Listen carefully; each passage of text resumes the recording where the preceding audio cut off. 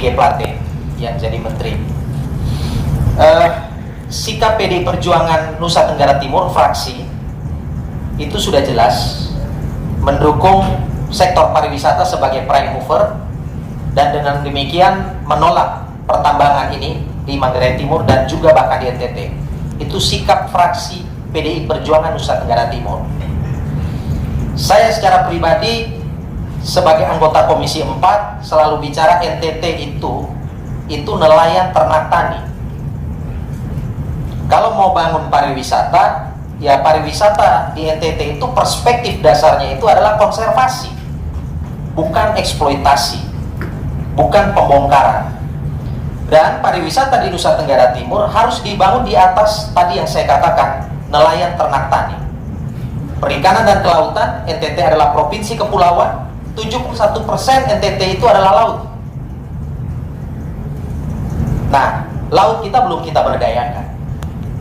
Ternak, NTT pernah punya masa lalu menjadi eksportir ternak bahkan sampai ke Cina, Hong Kong dan sebagainya. Dan kita punya potensi itu. Dan tentu juga NTT adalah pertanian. Kenapa? Ya pertanian itu kehidupan kita. Karena itu di Komisi 4 saya selalu bicara tentang pentingnya membangun 3 sektor ini. Maka ketika ada gonjang-ganjing ataupun keributan mengenai soal tambang ini, saya secara pribadi langsung mengambil positioning tegas. Secara pribadi saya langsung mengambil positioning tegas, menolak. Yang berikut saya ingin katakan bahwa mayoritas kepala daerah kita itu tidak pernah peduli pada pembangunan dan pengembangan pertanian. Kenapa? Ya sulit. Kalau pertanian dan perkebunan hari ini menggeliat di banyak daerah, itu kerja masyarakat sendiri, kerja komunitas, bukan kerja negara. Negara tidak pernah hadir membangun pertanian. Maka ketika kemudian dikatakan sektor pertanian itu sektor yang membawa kemiskinan, ya karena memang tidak pernah diurus.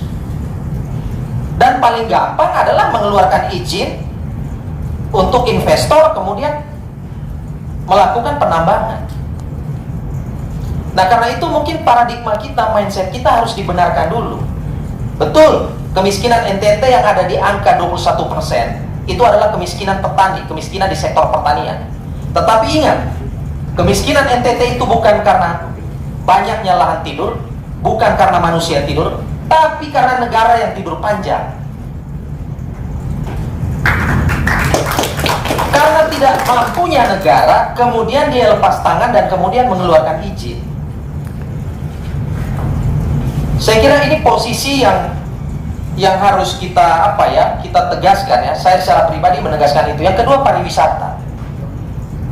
Ya pariwisata basisnya ya harus tadi yang saya katakan, pertanian, kehutanan, lingkungan hidup, perikanan, kelautan.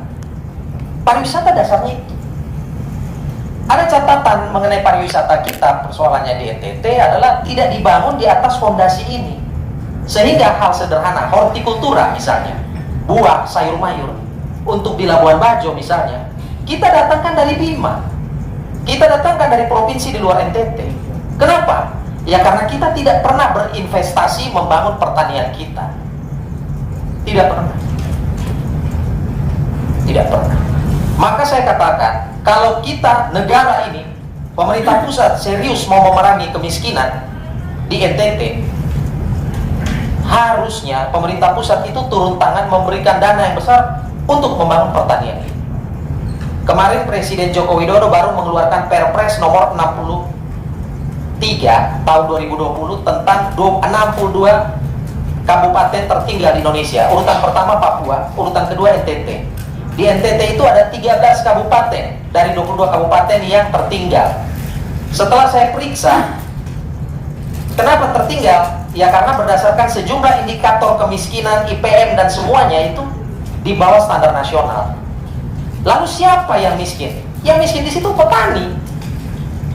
Petani. Masih untung dapil Bang Andre ini. NTT 1. Paling yang masuk di situ cuma Manggarai Timur.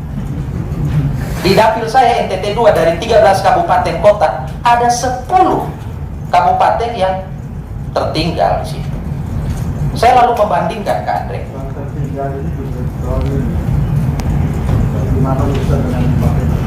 Ya, jadi ya saya kira di Flores masih agak untung, saya lihat ya, masih ada tanaman perkebunan, masih ada kopi, ada coklat, masih mendingan gitu loh. Tapi di Timor, waduh, mengerikan. Di Sumba pun juga seperti itu.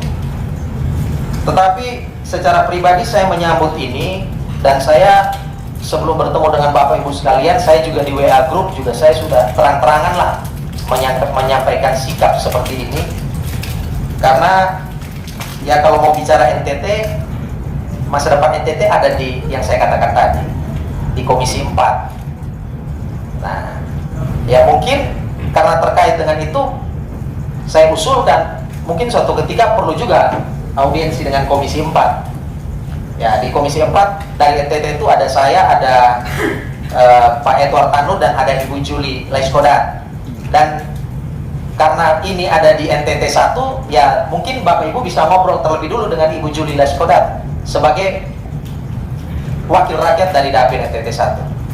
Mungkin itu Bang Andre yang bisa saya sampaikan.